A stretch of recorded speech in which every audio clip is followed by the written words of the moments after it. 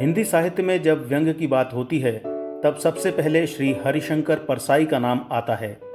व्यंग परसाई जी के पहले भी लिखा जाता रहा है, पर परसाई जी ने इसे मानवीय संवेदना, मूल्यों और सामाजिक सरोकारों से जोड़ा।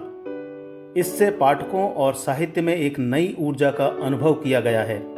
इसकी गूंज सत्ता के गलियारों में भी सुनाई दी और सत्ता ने सजग और संकेत रूप में लिया। परसाई जी ने समाज, सत्ता में व्याप्त विसंगतियां, विडंबनाओं, कुरीतियां, बुराइयां, पाखंड, प्रपंच आदि को अपनी रचनाओं में केंद्र बिंदु बनाया। इससे यह लगा लेखक हवा में नहीं वरन हमारी बात कर रहा है। वह निचले कुचले शोषित वर्ग की चिंता कर रहा है।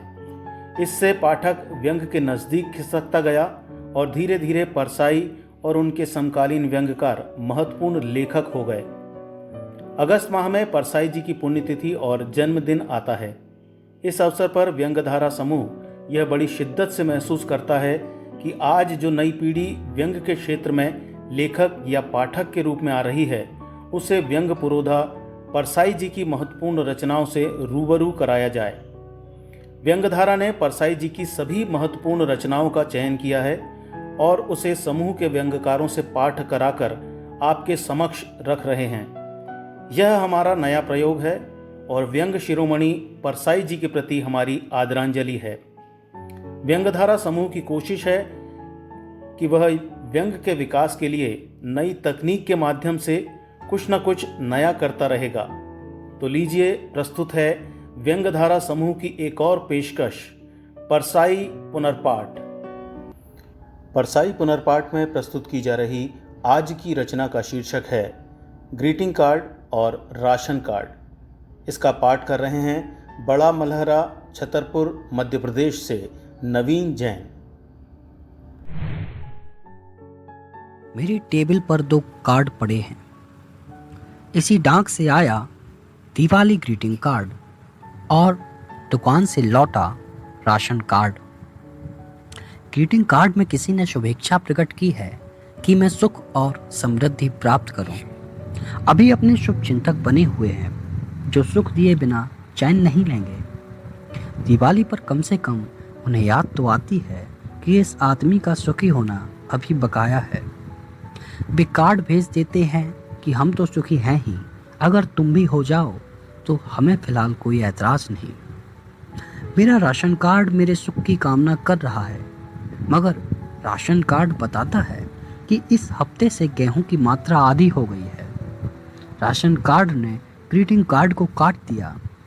ऐसा तमाचा मारा कि खूबसूरत ग्रीटिंग कार्ड जी की कोमल कपोल रक्तिम हो गए। शुरू से ही राशन कार्ड इस ग्रीटिंग कार्ड की ओर गुर्रा कर देख रहा था।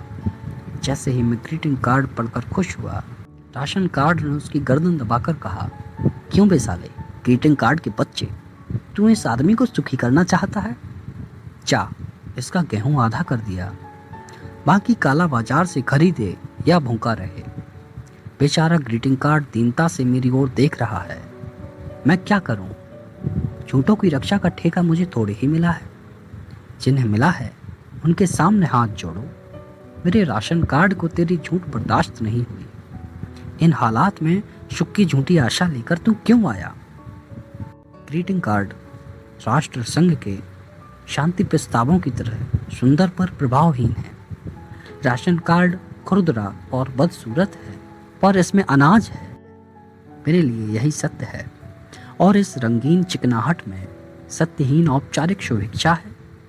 ग्रीटिंग कार्ड सत्य होता अगर उसके साथ एक राशन कार्ड भी भेजा गया होता और लिखा होता, हम चाहते हैं कि तुम सुख प्राप्त करो।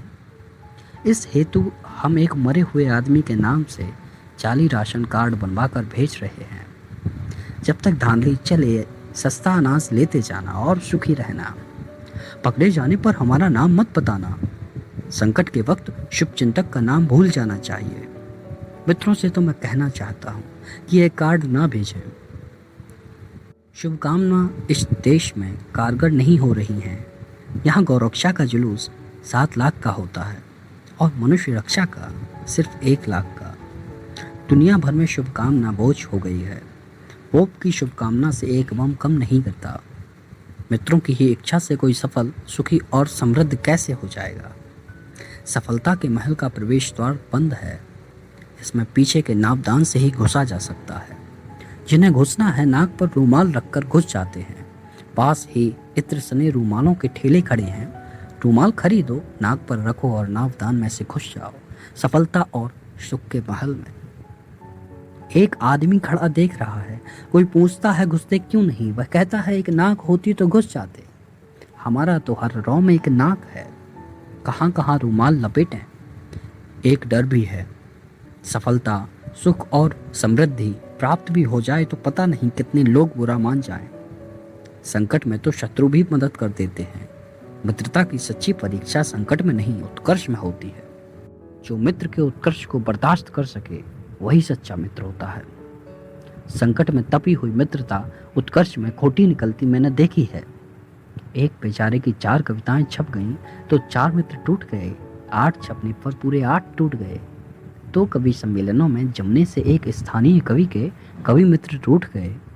तीसरे कवि सम्मेलन में जब वह हुट हुआ तब जाकर मित्रता अपनी जगह लौटी। ग्रीटिंग कार्डों पर अपना भरोसा नहीं। 20 सालों से इस देश को ग्रीटिंग कार्डों के सहारे चलाया गया है। अंबार लग गए हैं। हर त्योहार पर देशवासियों को ग्रीटिंग कार्ड दिए जाते हैं।